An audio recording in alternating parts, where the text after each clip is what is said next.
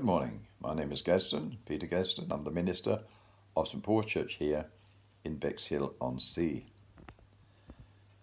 I'm recording this from home. As I'm sure you all know, it is not possible to have church meetings at the moment due to the government restrictions.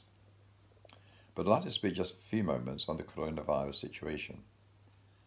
I've read many articles by Christians and Christian pastors and Christian leaders about the source, the purpose, and the end product of this virus, most of which can only be defined as figments of the imagination, speculation at the extreme. The fact is, the average man in the street does not know how or where it originated.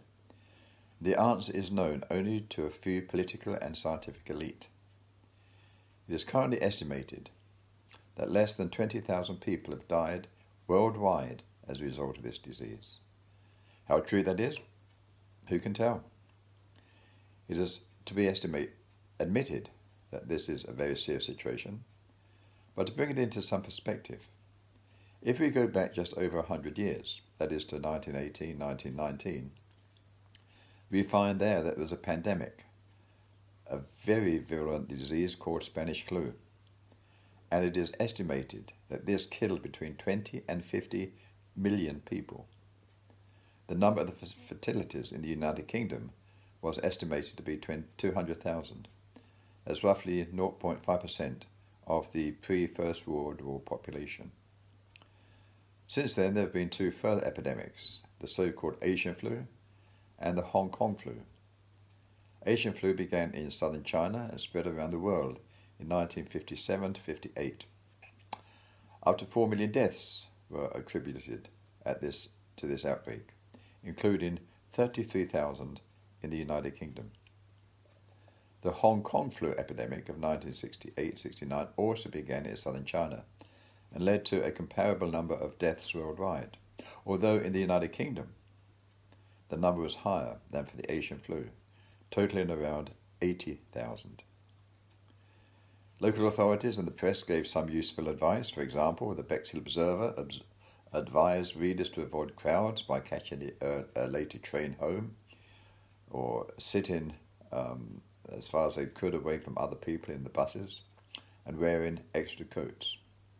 In Brighton, publicans were urged to thoroughly wash the outside lips of drinking glasses in running water, while a pamphlet recommended people to give up shaking hands for the present time and giving up kissing for all time. There is, however, no national lockdown.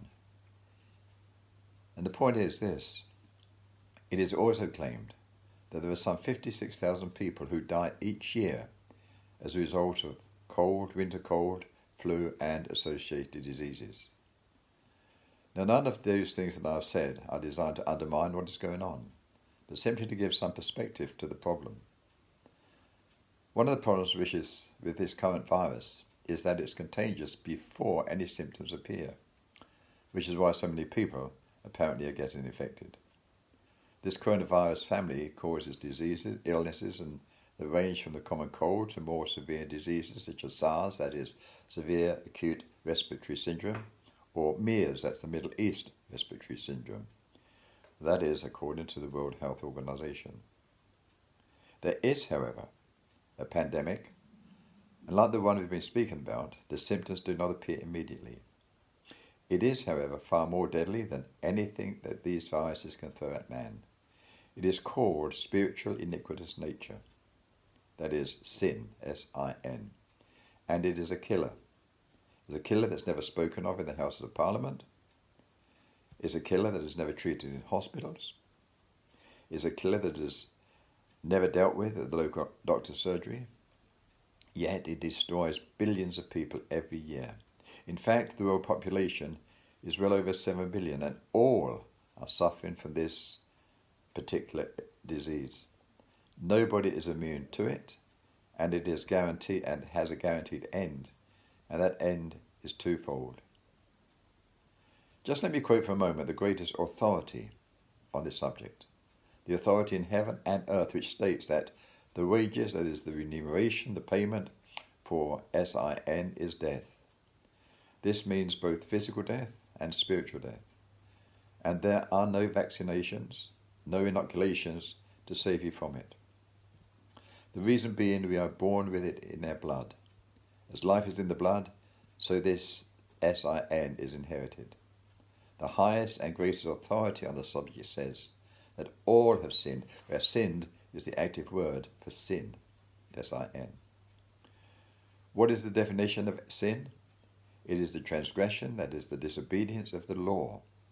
We sin when we break the law of the land, and when we get caught, we pay the penalty.